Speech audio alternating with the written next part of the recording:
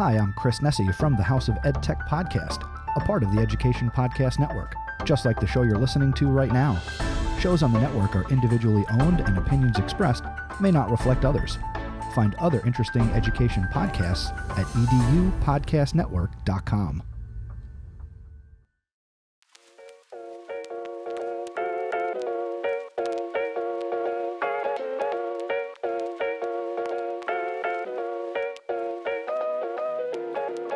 In a land far away, a small football coach joins a soccer team, thinking that it's still called soccer.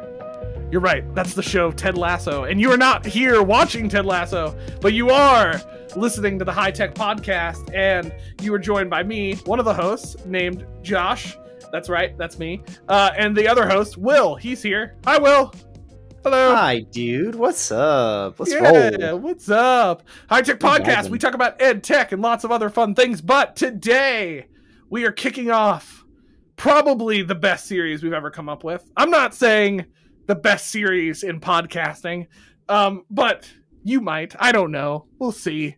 You know, I don't know that that's an award. We could take a vote. We could take a vote. We could take a vote. Best series in podcasting, vote. No, we are kicking off a series that Will and I have been excited about. We've been previewing it in upcoming episodes. This week, we are kicking off the Ted Lasso Goes to College series. Wow. I can't believe we're here. We are here. It's a long time coming. I mean, I think that this idea came together in the beginning of 2023. It was probably around the launch of season 3, I suspect. Yeah. The series idea has been sitting around there for a while. We are super excited about this. For those of you who don't know, listening to the podcast or who follow us on Twitter and don't see that basically any gift that Will sends is only Ted Lasso related. Fact. Will, to say you're obsessed with Ted Lasso is a fact. Is like a fact, right? That's a fact. How many times have you watched Ted at this point? All right, I know. I'm not exaggerating. I know I've watched season 1 more than 10 times through, start to finish. Season 1 to episode 1 to episode 8. 10? 8. 10. Oh, I've watched all of it the whole way through. Have you though? 10 times. You don't even know the numbers. Season 2 is in like the 5 to 6 area, maybe 7. Okay. Maybe 7 at the most. That might be it. 7 might be. Season 3, I'm pretty sure I'm at like a 4. I'm a solid 4 watch throughs on season 3. Yeah. And I know this, folks, because I will always watch. I was watching them as they released myself, and then I would have to show a friend. I'd be like, "Hey, friend, come here!" Like I would just grab them. And I would pull them here, like, come watch. Yeah. So I'd watch it with that friend, and then I'd watch it with another friend. I know that I did that to at least like 2 or 3 different friends with each of the seasons. Yeah. But like, it's my happy show. Like, if I'm in a bad spot, if it's a rainy day and I'm just not feeling it, I throw it on and I just let it roll, like from season 1 to wherever I get. Yeah. I did try to do season 3 in a day. I got almost all the way through it. I think I had to bail out at like episode 11 or something with dinner. So, but that's, some people don't achieve their dreams. It's fine. I just didn't get there. So this is actually also a series that we would all just have to thank Josh for, because it's obviously something I would do, but he gave us permission to do this. It's like 50-50 here. Together. Yeah. I threw out the idea and we got. You didn't have to, right? I feel like it's a gift. I take it. It's a gift. I think it's a great idea. I love Ted Lasso as well. I'm not as obsessed as Will is. I would say, like, if you've seen a televangelist, Will is a Ted evangelist, right? Like, that's basically Will. I'm a little offended, but then it's accurate, so I'll just get over it. Correct, right? Like, you could also say you lasso people into the show a bit. 100%. 100%. I also really like Ted Lasso, right? Like, I enjoy the show a lot. I would not put myself at the same level Will is, but it's not just because we were just talking about this on an episode that we'll release later in the series with Steve Martinez. But like, it's not because I don't like Ted Lasso a lot. It's just that, like, there's other things up there that I feel like trump it a bit, right? Like Lord of the Rings and Star Wars. Like, those two things are always gonna be above that, you know. Those are high sentimental value. Yes, absolutely, 100%. I know. This is not an argument on where they deserve to be. I'm I'm telling you my truth, Will. This is where I am coming from. I respect you. My truth acknowledges your truth. Yes, okay, let me be heard, okay? That's all. No, I'm just joking. So, we're kicking off the series. The idea behind the series, Ted Lasso Goes to College, is that we are going to each episode take a piece or character of Ted Lasso and try to use it as a springboard to talk about some ideas about learning. Will and I believe there's interesting stuff that happens in this series. And yes, it's a show written, it's scripted, it's all these things, but there's some things about Ted Lasso and the way that they write people interactions and things in there that I actually think gives us some good ideas for what good learning can look like, right? And how we can leverage those. I'm not saying you learn to become a better teacher just by watching Ted Lasso, although you might. But it might happen. It might happen, right? Okay. But what we're saying is there's some stuff that happens in here that I believe are truths towards learning that just happened to happen in Ted Lasso. And so we're using that as kind of a fun springboard to talk about that. So this week is... Oh, go ahead. It really just means that if you have no interest in Ted Lasso, you can skip the next 5 episodes of the podcast. No. Okay. If you are not interested in Ted Lasso, but you are interested in teaching and learning, which I would hope you are if you're listening to this podcast, or you're one of Will and I's family members. Josh is like, Will, shut up. Yeah, like, stop this heresy over here. If you are not into Ted Lasso, I would encourage that. I think you can still get some stuff out of this, right? There are episodes we're talking with educators who also appreciate Ted Lasso. We're going to nerd out about Ted Lasso, but there's going to be principles and things that we think are helpful for teaching and learning. So if you like a good time, you still like Will and I's voices after this long on the podcast, or you just happen to tune into this series for the first time, go you. Man, you found gold. Thank you. For the first hit. Welcome. Yeah. It's downhill from here. That's all I gotta say. Just check. Started at the top. Yeah. Either way, I say listen to this series. If you have not watched Ted Lasso and you plan to watch Ted Lasso and you do not want Ted Lasso spoiled, this is the first thing I'm gonna tell you. Why are you listening to a series called Ted Lasso Goes to College if that's you? Stop spoiler alerts. Spoiler alerts every episode. We're not going to say it. If you're listening to this episode right now and that is you, this is on you. That is not Will and I's fault. This is your problem. If our first bad review is, why did you spoil Ted Lasso? We will delete your review. You were warned. If we can to do that, we will do it. Okay? We will. So, if you do not want Ted Lasso spoiled or you want to watch it first, go ahead. Go watch it. Go have fun. Enjoy it. And then come back and hit the Ted Lasso Goes to College series. Okay. Those are all of our pre-statements about the series. Over the series, I will note, we got this jam-packed with guests. This first episode, after I say this, is going to be funnier because the first episode doesn't have guests. It's just the two of us. But the rest of the series is jam-packed with guests. We wanted to set the stage. Yeah, we wanted to give it ourselves. So, next week, we're going to be joined by the great Dr. Justin Harbin. The week after that, we are going to be joined by the Robin Jeffers herself, the one that the whole taxonomy series was based off of, The Robin Jeffers Memorial Series. Yes. She is going to be joining us. Justin and Robin haven't been on the podcast for a little while, so we're excited to have them back. We are also going to have Steve Martinez, the man, the myth, the legend. I don't know if people call him that, but it's now a thing. There you go. He's also going to be on the series, and then also it's going to be double Illingworth all the way across the sky on the last episode. I know. The great Dr. Charles Illingworth is also going to be joining us to talk about Ted Lasso. So it is going to be a great journey over the next couple weeks. Encourage you to keep tuning in for it and hearing it. On that note, let's talk about our first topic, which is Will and I wanted to talk about the ensemble, as we'll call it, right? This would be a moment where big white text pops up and goes, the ensemble. I have to edit that. Come on. I'm not saying you have to do that. I already did it for you. The ensemble. The ensemble. The more you know. The more you know. Yeah. Well, and so one of the things we wanted to start with this is the point that in some of the global approaches to these teams, how Ted handles the whole team, how the team handles each other, how they interact at different moments, how the coaches like there's lessons to be learned across the board there. Like we're going to spend in the first episode with Justin next week. It's going to be an entire conversation around Roy Kent. Like we're going to dissect and think through Roy Kent and how that teaches us things about teaching. But right now we're looking at the team and what teamliness can teach us about education. When we meet AFC Richmond, they are not cohesive. By the end of season 3, they're a family, and it's crazy what they're doing for each other, how they back each other up, all that kind of stuff. So in that journey, we hope to kind of offer you some educational ideas, methodologies, things to reflect on. Food for fodder. Yes, food if for you thought. will. Yes, I don't. Yeah, I was gonna say I'm not sure I've heard that phrase before, but that's food usually for fodder it's redundant. I'm sorry. It's fine. It happened.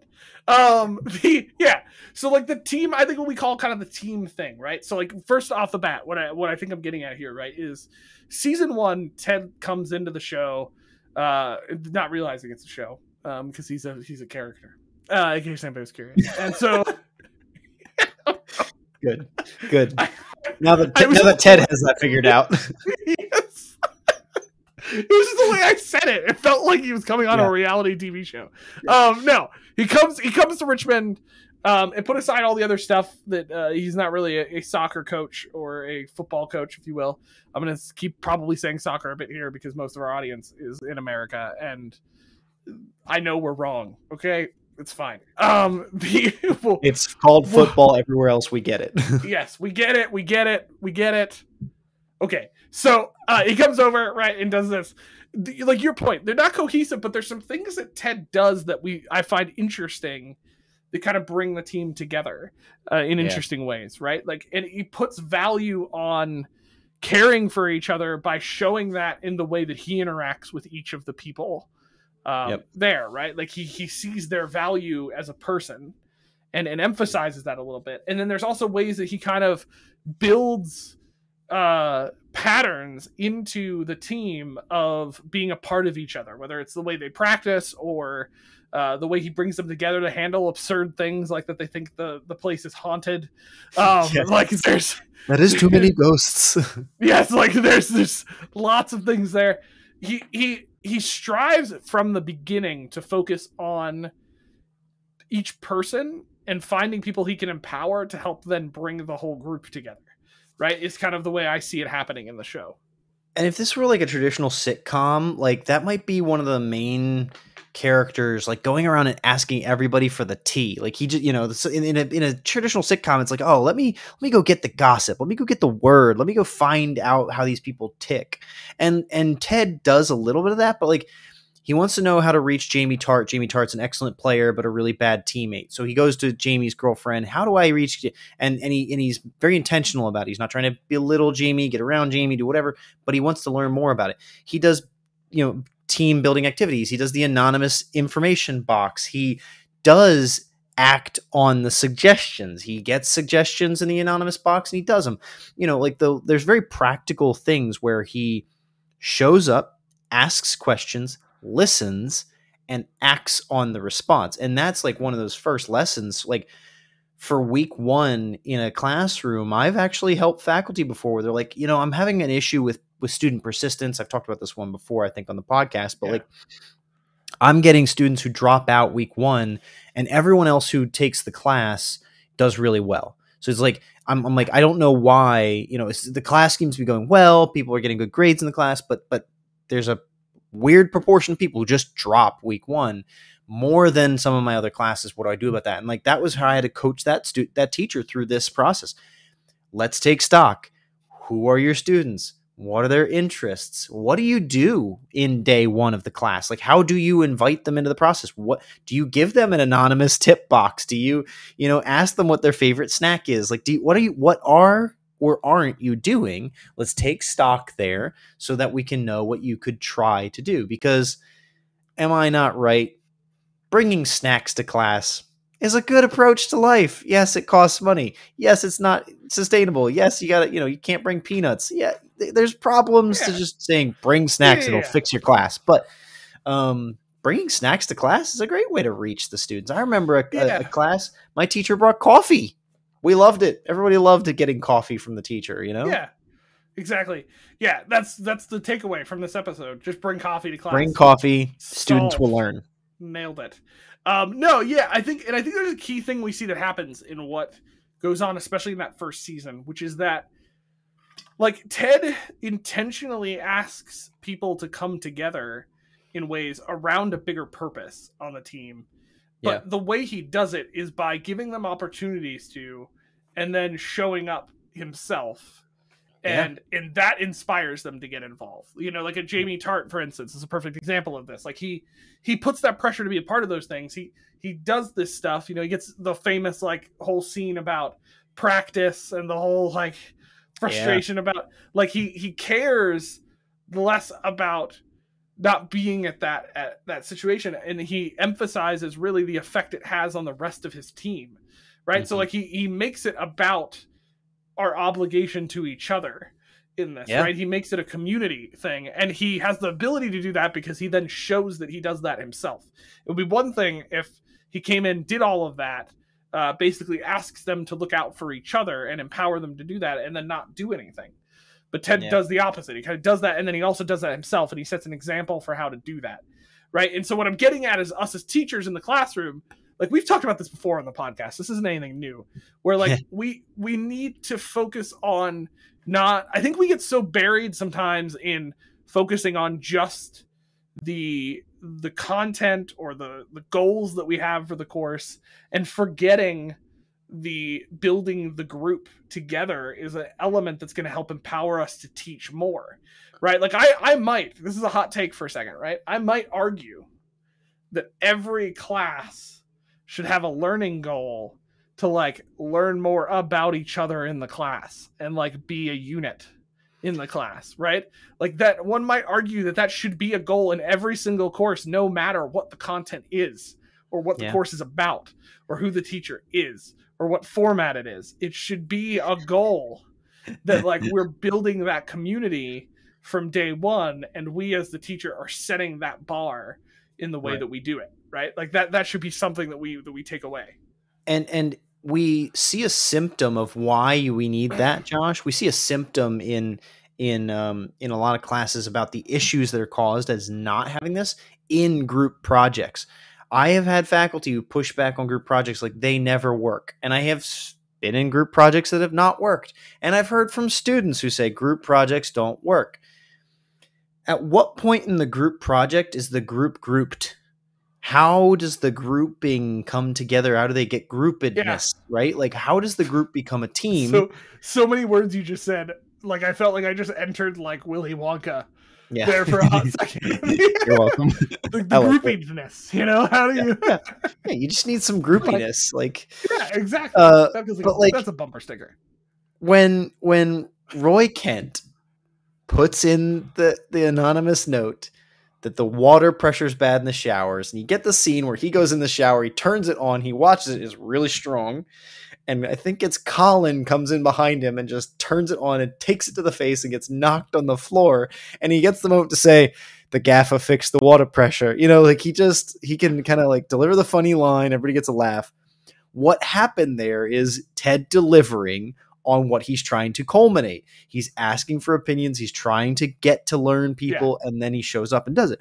But more than that, what you're seeing like in the practical of fixing little things in the environment, making the learning space better, that might be the one-to-one analogy. He addresses the students directly to how they work, right? So he goes to Sam Obisanya, and Sam Obisanya gets this little birthday package because Sam's in the dumps and he's not feeling great. His birthday's coming up. Everybody pitches in. They buy him some nice stuff. They give it to Sam. He's tender. He reaches Sam on his level. He makes the little joke about the imperialism and the army men, right? He takes it back. Cool. It's a great interaction and it works. He could not do that with Jamie Tart. He could not do that with Roy Kent. Those characters, those people are not ready for that kind of interaction. But Sam is extremely lifted up by that. And then the show shows that he performs better in subsequent games, right?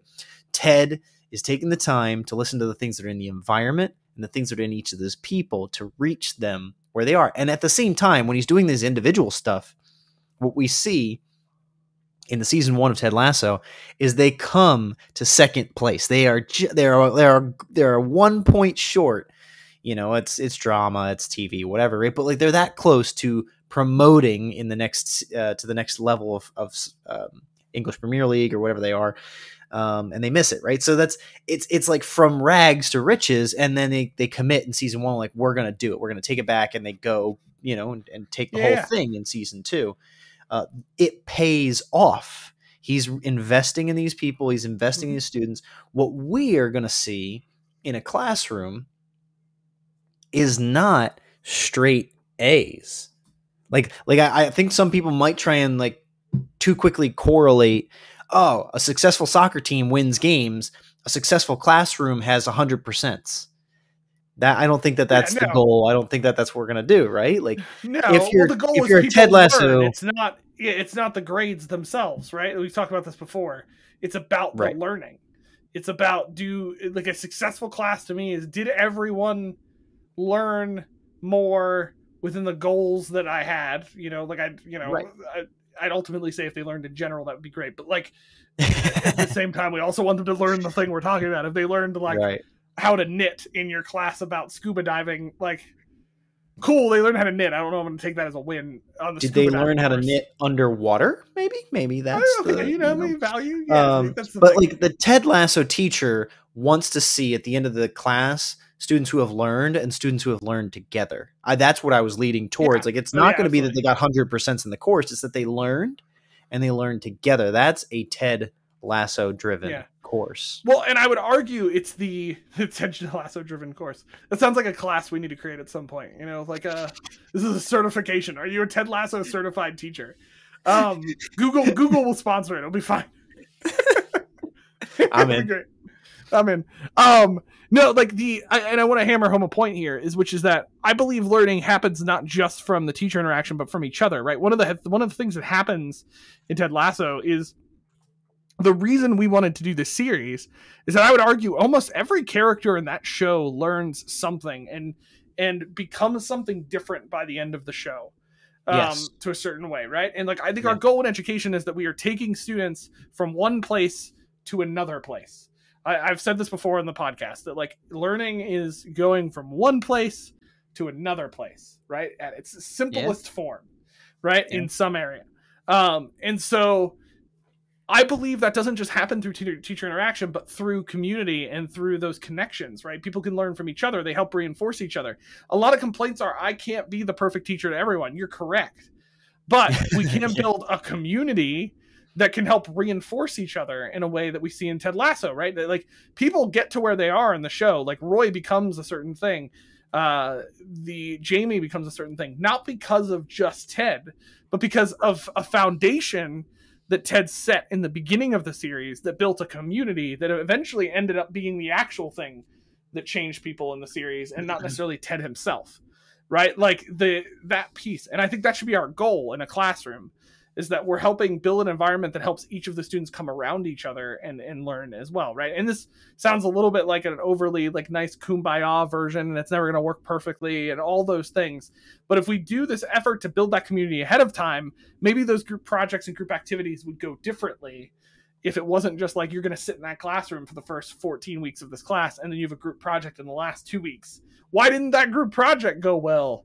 I'm confused. Like, they never talked to each other during the entire class. Why would have that not gone well? And right? Who knows if they're even good or compatible collaborators? Like, people have different personalities, and that's okay.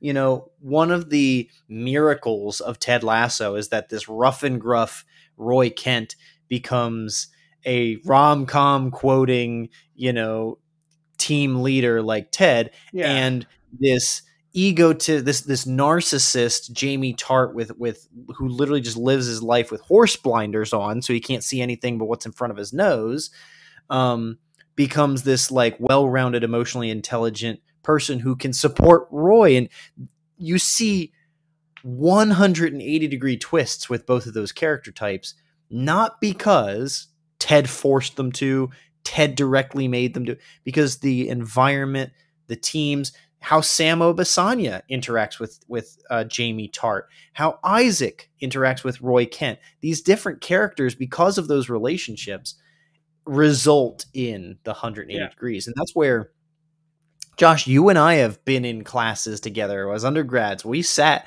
side by side in some of our classes, and there's moments today that we can, of course, have a laugh about some of that, but there's some of who we are today that's a result of how we learned beside each other in those classes. The questions we asked, the ways we engaged, how we did, study sessions and stuff together. We are proof of the ensemble approach to learning, that doing it together can create lifelong, learning partners, but lifelong learning impacts, that people can be actually transformed as a result of the content, as a result of the process involved in the content, and with the people that they're doing it beside. Today, there was a long time I had great and consistent long-term relationships, even with my faculty. There's many faculty I talked to for many years after my undergraduate. I worked there, so that helped that. Yeah, but that assists. You had to out of a job requirement. Yeah, but in recent years, there's still one or two that I've run into, I catch up with, I talk to, because they had that kind of impact on my life. What I'm going to say this episode's about, this ensemble approach, that everyone played their part to deliver on the overall 100%. Goal. Yeah. Yeah, exactly. And I would argue, like, I'm getting to, so I've been like teaching this semester, right, a bit more. And I haven't gotten to do nearly as much as I would like, and it probably is not nearly as organized as I would like it either, because I decided to do that and a contract with Will and other things. And if you're all thinking that sounds like a lot, you're correct. That's not wrong. That is an appropriate evaluation of an over committed person who's working on it. But what is cool is I've been doing a bit more think, pair, share activities. Actually, I do it almost every class. Because I don't like listening to myself talk multiple times. And I like that model a bit. And I've changed it up at different times, right, about what I've done. And what I find interesting is, like, if you give students objectives, like you give clear things for them to do, like, together, it actually doesn't go nearly as bad as you think it's going to go. Like, sometimes it's absolutely disorganized. Sometimes you've got 3 students sitting in the back not wanting to do anything. But if you emphasize the importance of interacting and the importance of doing this stuff together, I think you work. And I've not been doing this perfectly. There are things I've taken away from what I've been doing in the class. I'm like, okay, I could do this differently. I could emphasize this differently. I could probably prep more. That would be great. Who couldn't? Come on. Yeah, who couldn't? Yeah, right. Like, so, but what I'm finding that's very interesting is when you get students together and they're in situations where they have to ask questions, they have to do something together and investigate. And if you really commit time to it, right, they find very interesting things. Like they end up discovering things or asking questions or having thoughts that they would have never had on their own, that they're able to do together and they're able to engage. And what I'm realizing is, like, right, so one of my final assignments in the class is a digital storytelling assignment. Essentially, I ask them to tell a story about a certain character that's basically, like, they have a couple choices. I give them choices. They can do like a presentation. They can do a fake social media profile is one of their options. They can do like an interactive timeline. There's a couple different options. Now, I want to preface this before I say that it seems like it's working. I haven't actually gotten to them submitting this assignment yet. So ask me in several weeks, and this may have been a horrible idea. But I have gotten their proposals for what they're going to want to do at this point. And what I'm finding interesting is there's a ton of students who chose to do it as a group project. Okay. I give them that option. And I have a ton of students who chose to do this as a group project. And cool. It tends to be the students that they are doing their, like, think, pair, share stuff with the most. In theory, right? Yeah. And I do force them to break up and pick different students and do all of that stuff. But at the end, they're pushing themselves to come up with some creative ideas. And I even have some students doing stuff that I never asked them to do. They have an option to be able to, they can propose an alternate idea if they want. And a student proposed they're going to, like, fake interview the other student in the entire, they're going to do, like, this whole video production. Like, this sounds like way more work than what I gave them as options to do. But hey, sounds really cool. I'm really interested in it. So what is interesting is like by encouraging that group interaction in the class more often, we're seeing some of those relationships start to get built in the class in a different way. Now, some of them have had relationships before, right? This is college. They all know each other to a certain extent. We're a smaller college. So like I'm not taking ownership of all of that by any means, but I think it's encouraging that area. And I've gotten some good feedback from the students. Like one of the things that really helped me the most was like a couple students giving feedback. We're in that feedback period and students giving feedback of like, this class actually like lets me interact with other students. Like as opposed to other area. And it's a cool thing. So like encouraging that community and that dynamic, I think is really powerful. If we step back, am I getting through all the content I probably should in the class? No. Like 100% not. Like there's no way. Doing one think pair share activity, I give anywhere from 20 minutes to that activity. Right? Like that in an hour and a half class, that's like an eternity in the class. Yeah. But we have some incredible discussion out of that. I've had students ask really deep questions I never expected to get them to ask, and it came out of cool discussion. So like it's again, there's a lot of kinks to work out with it. There's a lot of stuff I look back on, I would do that differently. I could probably do less of this and more of this, but like overall, I'm encouraging to say that like that ensemble approach to your classroom, I think does have an impact, and we should try to do that more if we can. So we've really set up, that's a very practical thing. I'll take me back to the meta narrative for a second. Sorry. Season 1, we see a lot of dysfunction, and we start to see what's happening in Ted Lasso about why Ted's setting up certain practices to try and reach the team. Season 3 is the payout.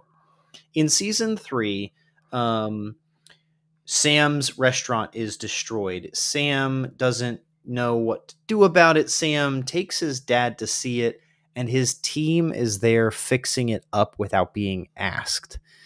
When you think about this, the team at the end of season 2 saying goodbye to Dr. Fieldstone, the sports psychologist, they get together and try to learn a dance choreography to NSYNC's Bye Bye Bye, right?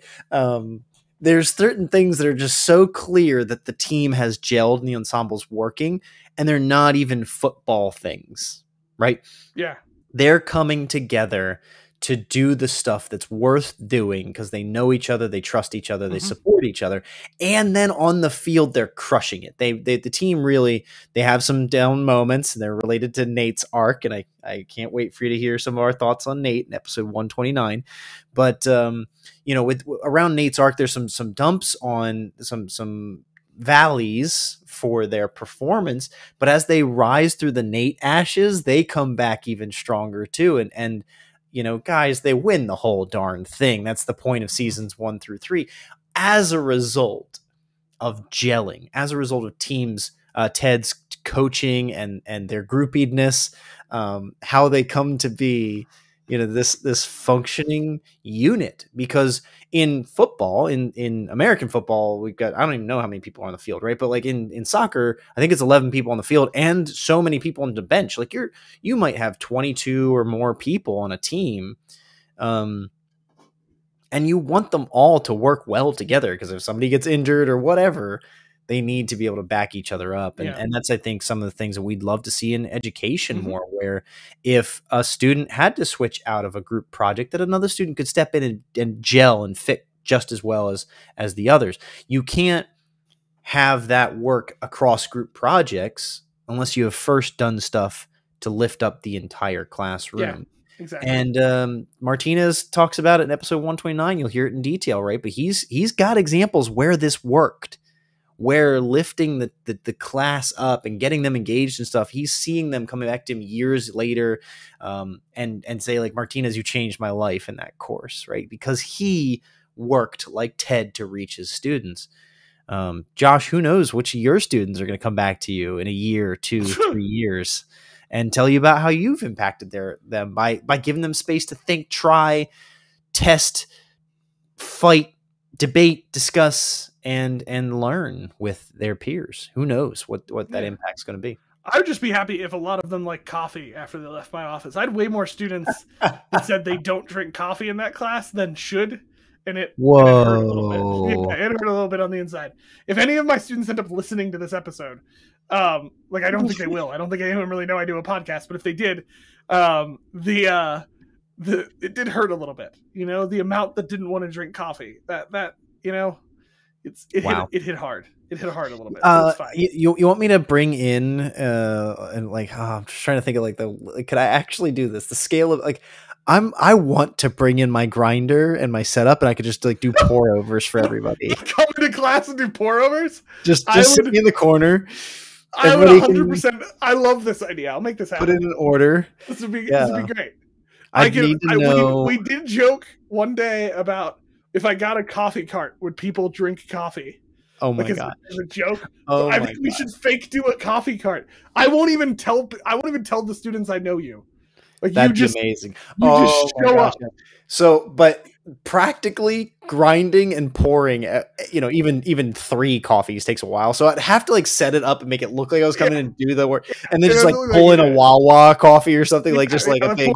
I'd be fine. Yeah. There's only one student in that class who would know that I know you because he was in the class we came and talked to. Yes. That one time. So he does know about the podcast, but. Anyway, okay, great ideas. These are all fun. We're dreaming up how we can create team. Yes. We're building groupiness, if you will. Which gives me an idea. If you're listening to this episode and you have great examples of groupiness in your class, whatever that means, just tweet at High Tech Podcast. Let us know and give it a nice little hashtag groupiness. Whatever that means. Let's do that. I want to start a new hashtag that's groupiness. Love to see some groupiness in action. if you will, whatever that means. I don't know. Oh man. So that's the thing. I think we learned from Ted Lasso that this group dynamic, this unity is a thing that we should focus on. We should put attention towards because it does have payoff at the end.